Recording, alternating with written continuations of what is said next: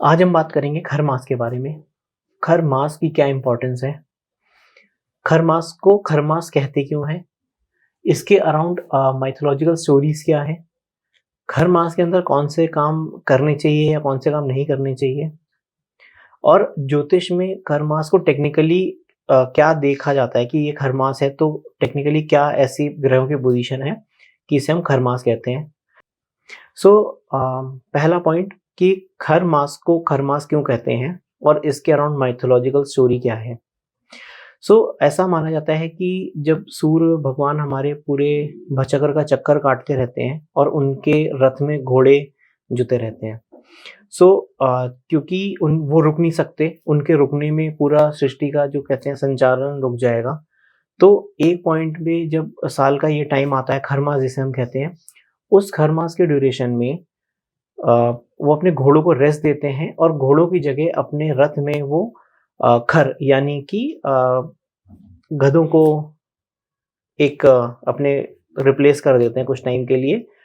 इस ड्यूरेशन को खरमास इसलिए कहा गया क्योंकि वो खर से संचालित रथों को चलाते हैं। और भी माइथोलॉजिकल स्टोरीज के वर्जन हैं जिसमें सूर्य भगवान के जब ये घोड़े थक गए तो वो एक जगह पानी पिलाने लगे उनको, और वहाँ पर जो ये खर थे तो उनको उन्होंने अपने रथ में रथ जोतने के लिए आगे लगा लिया। तो ये भी कुछ इसके वर्जन्स हैं। तो इसलिए खरमास को खरमास कहते हैं।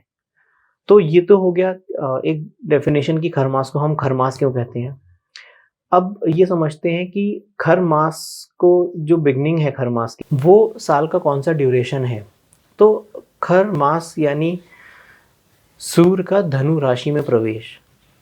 तो जैसे सूर्य हर महीने एक लगभग जो हमारे इंग्लिश कैलेंडर से हर महीना जो होता है, तो उस एक पूरे महीने जिस एक राशि में रहते हैं, हर महीने एक राशि में वो परिवर्तित होते रहते हैं।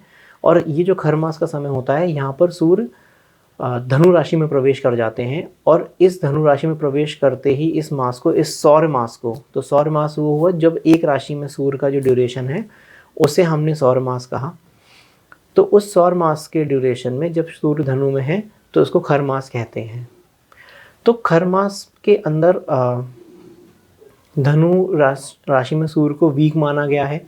ये माना गया है कि सूर्य अपने मांगलिक कार्यों के लिए उतनी ऊर्जा नहीं दे सकते, या मांगलिक कार्यों के लिए बहुत सारा उनके अंदर एनर्जी नहीं होती है कि उस ओज को वो दे पाएँ।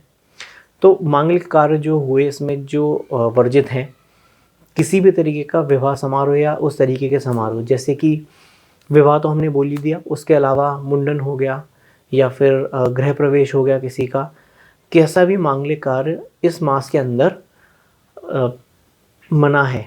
लेकिन क्या इसका मतलब है कि आप इस मास में इन्वेस्टमेंट नहीं कर सकते?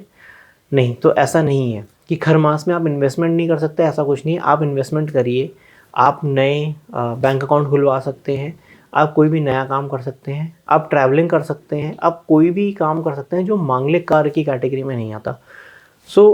कई जगह कन्फ्यूजन ये है कि शुभ काम जितने भी हैं जहाँ पर हम इन्वेस्टमेंट करना चाहते हैं, हम कोई ट्रैवल प्लान कर रहे हैं कहीं पर, या हम कुछ भी नई जॉब के बारे में बात कर रहे हैं अगर, तो वहाँ पर लोग खर मास को अवॉइड करने की कोशिश करते हैं। उसकी ज़रूरत नहीं, क्योंकि मांगलिक कार्यों की कैटेगरी नहीं है ये। शुभ कार्यों के लिए मुहूर्त अलग तरीके से निकाला जाता है, और जो विवाह के मुहूर्त होते हैं या मांगलिक कार्यों के मुहूर्त होते हैं उनका एक अलग दृष्टिकोण है। प्लस सूर्य जब गुरु की राशि में प्रवेश करते हैं, गुरु और सूर्य का जो कॉम्बिनेशन है, तो ये इस कॉम्बिनेशन में क्या करना चाहिए। सूर्य आत्मा के कारक हैं और गुरु ज्ञान के कारक हैं। आप इसको ऐसे देखिए कि आत्मा से रिलेटेड जो ज्ञान है, आत्मा से रिलेटेड ज्ञान क्या हुआ? तप करना हुआ, कोई नया आपको मंत्र साधना करनी है, आपको किसी तीर्थ के स्थान के दर्शन करने हैं, या आपको किसी भी धार्मिक कार्य को शुरू करना है, उसका प्रारंभ करना है, आप इस मास के ड्यूरेशन में आप उसे आराम से कर सकते हैं। सूर्य के धनु राशि में जब प्रवेश होता है, तो अब ऐसे सोचिए कि पूरे एक महीने सूर्य धनु राशि में प्रवेश करके रहेंगे। और ये जनरली जो ड्यूरेशन निकल के आता है 15 दिसंबर से 15 या 14 जनवरी तक का ड्यूरेशन होता है। और 14 जनवरी को जब मकर संक्रांति आती है तो सूर्य शनि की मकर राशि में प्रवेश कर जाते हैं। अब जब सूर्य मकर राशि में जब प्रवेश करते हैं तब वो उत्तर दिशा की ओर जाने लगते हैं और वहाँ से शुभ कार्यों को प्रारंभ किया जाता है। तो धनु राशि में ऐसा क्या है, एक इसे कह लीजिए थ्योरी या एक लॉजिक ये भी है इसका कि सूर्य को नॉर्थ की जगह जब साउथ में जा रहे होते हैं तो साउथ जोन में वो सबसे ज़्यादा वीक माने गए हैं, तो इसीलिए सूर्य उस समय वीक हो जाते हैं। तो आप सारे काम कर सकते हैं, आपकी कुंडली के हिसाब से मुहूर्त सेट होना चाहिए, आपकी कुंडली के हिसाब से मुहूर्त सही निकलना चाहिए। जनरल जो मुहूर्त है उस कार्य को करने के लिए नक्षत्र हो गया या कोई भी विशेष जो योग देखा जाता है वो होना चाहिए। आप बाकी सारे काम कर सकते हैं, सिर्फ मांगलिक कार्य नहीं कर सकते, और सूर्य का ओज उसमें ज़रूरी होता है मांगलिक कार्यों में। अब बात करते हैं उन लोगों की जिनका जन्म खर मास में हुआ था। खर मास में जन्म हुआ था, इसका सीधा मतलब है कि 1 महीने सूर्य इस राशि में थे, धनु राशि में, और 15 दिसंबर से 14 जनवरी या 14 दिसंबर से, वो हर साल एक अलग ड्यूरेशन होता है कि सूर्य किस दिन राशि अपनी चेंज कर रहे हैं धनु राशि। तो धनु राशि में जब सूर्य होते हैं तो आपका जन्म अगर इस ड्यूरेशन में है तो आप खर मास में एक तरीके से आपका जन्म हुआ है। लेकिन क्या ये इससे आपके भविष्य पर या आपके किसी भी हैप्पीनेस पर इसका इम्पैक्ट पड़ता है? तो मेरा एनालिसिस कहता है, और जितना भी मैंने देखा है, इससे कोई फ़र्क नहीं पड़ता। खर मास में अगर किसी का जन्म हुआ है उस चीज़ का आपके भाग्य से कोई रिलेशन नहीं है। ऐसे ही समझिए जैसे सूर्य अप्रैल में किसी राशि में थे, मई में थे, हर महीने एक राशि में होते हैं और पूरा साल भर का वो भचक्र का चक्कर काट कर उस राशि में आ जाते हैं वापस। ऐसे ही सूर्य धनु राशि में है।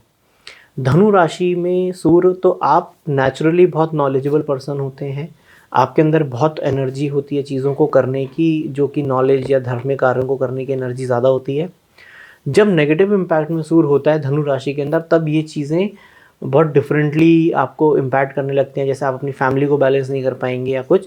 लेकिन इसका इम्प्लीकेशन कुंडली के सारे ग्रहों को अगर देखें तो कोई स्पेशल इसका कोई नेगेटिव इम्प्लीकेशन नहीं है आपके चार्ट में कि अगर आप खर मास में हुए थे तो उससे क्या इम्पैक्ट होगा। तो ओवरऑल खर मास के अंदर सबसे जो इम्पॉर्टेंट चीज़ है, आप तप करिए, मेडिटेशन करिए, ट्रैवल प्लान करिए, इन्वेस्टमेंट करिए, सब कुछ करिए। सिर्फ मांगलिक कार्यों को छोड़कर किसी भी तरीके की नेगेटिविटी अपने मन में मत लाइए, क्योंकि किसी भी ज्योतिष में किसी भी चीज़ को, हमने जब ज्योतिष का ओरिजिन जो देखा वो ये है कि ज्योतिष नेगेटिविटी का नहीं, अपनी वे ऑफ लाइफ को इम्प्रूव करने का एक मेथड है और अपने सोल के लिबरेशन का एक मेथड है। तो इसमें नेगेटिविटी कम से कम लाइए और चीज़ों को डाउट में नहीं करें, ऐसा मत करें। डाउट है तो वो काम करें, और जिस चीज़ का कन्फर्मेशन, जैसे मांगलिक कार्य नहीं करते तो वो मत करिए। लेकिन अगर आपको डाउट है, इन्वेस्टमेंट करते नहीं करते, वो करिए, ज़रूर करिए, अपने आप को और नेगेटिविटी की तरफ मत धकेलिए। ओवरऑल ये मेरी एनालिसिस थी खर मास को लेकर, यानी सूर्य जब धनु राशि में प्रवेश करते हैं तो किस तरीके का इम्प्लीकेशन होता है। ट्रांजिट ऑफ सन इन धनु यानी सैजिटेरियस साइन। आई होप आपको ये एनालिसिस अच्छी लगी होगी। आप मेरे वीडियो को लाइक करिए, मेरे चैनल को सब्सक्राइब करिए अगर आप नए हैं। और मैं हमेशा ज्योतिष में टॉपिक्स को नए एंगल से और एक सिंप्लीफाइड तरीके से ज्योतिष को देखने का प्रयास करता हूं, और लोगों को उस तरीके की वीडियो बनाने की कोशिश करता हूं कि वो सिंप्लीफाइड तरीके से ज्योतिष को समझें। और जल्दी मिलेंगे एक नए टॉपिक के साथ, नए एंगल से नए टॉपिक को देखेंगे ज्योतिष में। तब तक के लिए नमस्कार।